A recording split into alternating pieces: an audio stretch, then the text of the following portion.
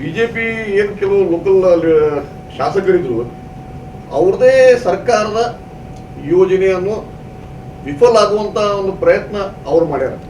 ಯಾಕಂದ್ರೆ ಇದ್ದಂತ ಮಾರ್ಕೆಟ್ನ ಹೋಗಿ ಕೆಲವು ದುಡ್ಡದ ಆಮಿಷ ಸಂಬಂಧ ಮಾರ್ಕೆಟ್ ಶಿಫ್ಟ್ ಮಾಡಿಸಿದ್ರು ಹೇಗೆ ಮಾತು ಕೇಳ್ಕೊಂಡ, ಅಲ್ಲಿಂದ ಇದು ಒಂದು ಪ್ರಾಬ್ಲಮ್ ಕ್ರಿಯೇಟ್ ಆಯ್ತು. ಆಮೇಲೆ ಇವತ್ತು ಬೆಳಗಾವಿ ಸಿಟಿ ಒಂದು ಸ್ಮಾರ್ಟ್ ಸಿಟಿ ಡೆವಲಪ್ ಆಗೋದು, ಒಂದು ಇಂಟಿಗ್ರೇಟೆಡ್ ಮಾರ್ಕೆಟ್ ಆದ್ರೆ ಅದ್ರ ಬೆನಿಫಿಟ್ಸ್ ಭಾಳ ಅದಾವ.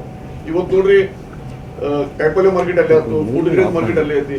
ಈಗ ನೆಕ್ಸ್ಟ್ ನಮ್ಮ ಫ್ಲವರ್ ಮಾರ್ಕೆಟ್ ಫುಡ್ ಮಾರ್ಕೆಟ್ ಅಲ್ಲಿ ಶಿಫ್ಟ್ ಆಗ್ಬೇಕಂತ ಯಾವಾಗ ಇವೆಲ್ಲ ಅಲ್ಲಿ ಶಿಫ್ಟ್ ಆಗಿ APMC ಅಂಡರ್ ಬರ್ತಾವ, ಬೆಳಗಾವಿ APMC ಒಂದು ದೊಡ್ಡ APMC ಆಗಿ ಹೊರಗೆ ಬರ್ತದೆ. ಯಾಕಂದ್ರೆ ಅಲ್ಲಿ ಟ್ಯಾಕ್ಸ್ ಕಲೆಕ್ಷನ್ ಜಾಸ್ತಿ ಹೋಗೋ ಕಾರಣಕ್ಕಾಗಿ I think presently we are one of the biggest APMCs ಇನ್ ಕರ್ನಾಟಕ.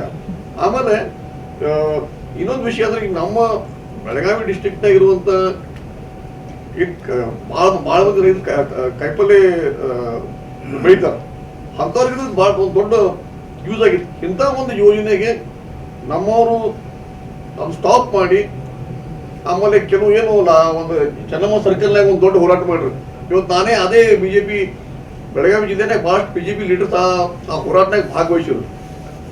ಇವತ್ತು ನಾ ಅವ್ರಿಗೆ ಪ್ರಶ್ನೆ ಮಾಡ್ತೇನೆ, ನೀವು ಇವತ್ತು ಹೈಕೋರ್ಟ್ ಆಗಲಿ KATನಾಗೂ ಇವತ್ತು courts have given order on our behalf. ಖರೆ ಇಷ್ಟು ನಿಮ್ಗೆ ಅಷ್ಟು ಕಾಮನ್ ಸೆನ್ಸ್ ಇದಕ್ಕಿಲ್ಲಾಗಿ ಇಂಥ ಒಂದು ಪಬ್ಲಿಕ್ ಇಶ್ಯೂನಾಗ ನೀವು ಯಾರ್ದೋ ಒಂದು ಮಾತು ಕೇಳಿ ನೀವು ಇವತ್ತು ರೈತರ ವಿರುದ್ಧ ನೀವು ಆಕ್ಟಿವಿಟೀಸ್ ಮಾಡಿರಿ, ರೈತರ ವಿರುದ್ಧ ನೀವು ಹೋರಾಟ ಮಾಡಿ